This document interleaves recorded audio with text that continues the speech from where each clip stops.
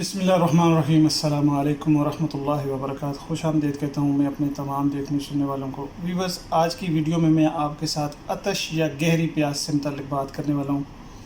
उम्मीद है कि आप इस वीडियो को मुकम्मल देखेंगे और इसको समझने की कोशिश करेंगे। व्यूअर्स, आतश या गहरी प्यास ये कब लगती है और क्यों लगती है? आपने अक्सर देखा होगा कि बसा औकात आप पानी पीते रहते हैं, लेकिन आपको ये एहसास होता है कि अभी आपको और पानी पीना है, यानी बहुत ज़्यादा प्यास लगती है। इस प्यास को दरअसल आतश कहते हैं और ये आतश किसी भी वजह से लग सकती है। बसा औकात कुछ लोगों को शुगर का मसला होता है, तो शुगर की वजह से, जैसे आपके इल्म में है ये बात कि शुगर के पेशेंट्स को बहुत ज़्यादा प्यास लगती है और उनका दिल करता है कि वो हर वक्त पानी पीते रहें।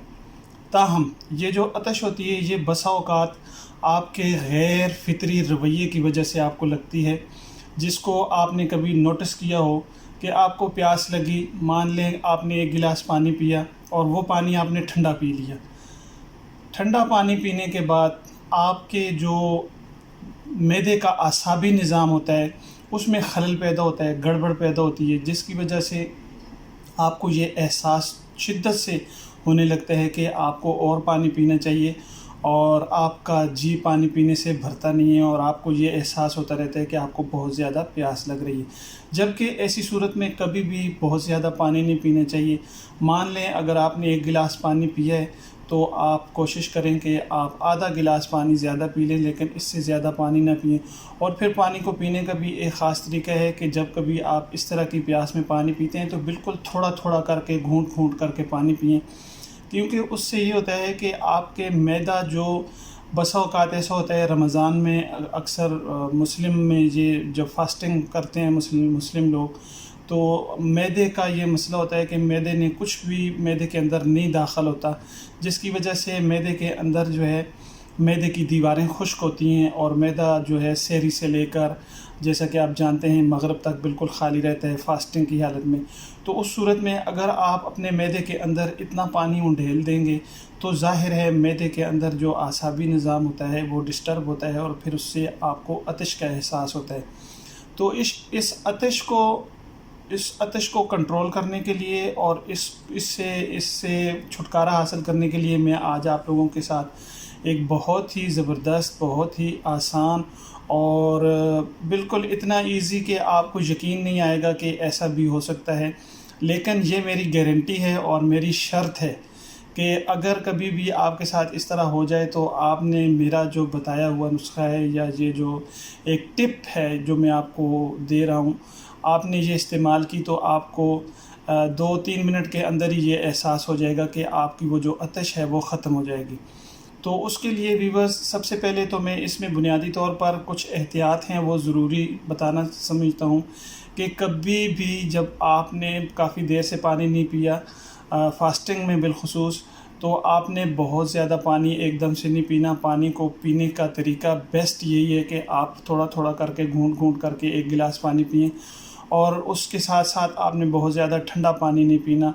ऐसे ही आपने कोशिश करनी है कि आप कोल्ड ड्रिंक्स वगैरह या कैफ़ीन वगैरह, चाय या कॉफ़ी या इस तरह के मशरूबात का इस्तेमाल ना करें।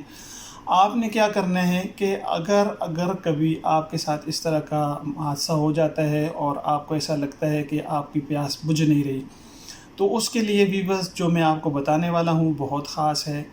आप वीडियो को बिल्कुल भी स्किप ना करें और अपने नए व्यूवर्स से ये रिक्वेस्ट करूँगा कि अगर आप मेरे चैनल पर नए हैं तो वीडियो को ज़रूर देखें और चैनल को सब्सक्राइब करें, बेल आइकन को प्रेस करना बिल्कुल ना भूलें, ताकि आपको ऐसी ही मज़ीद इंफॉर्मेटिव और इंटरेस्टिंग वीडियोस के नोटिफिकेशन बर वक्त मिलते रहें।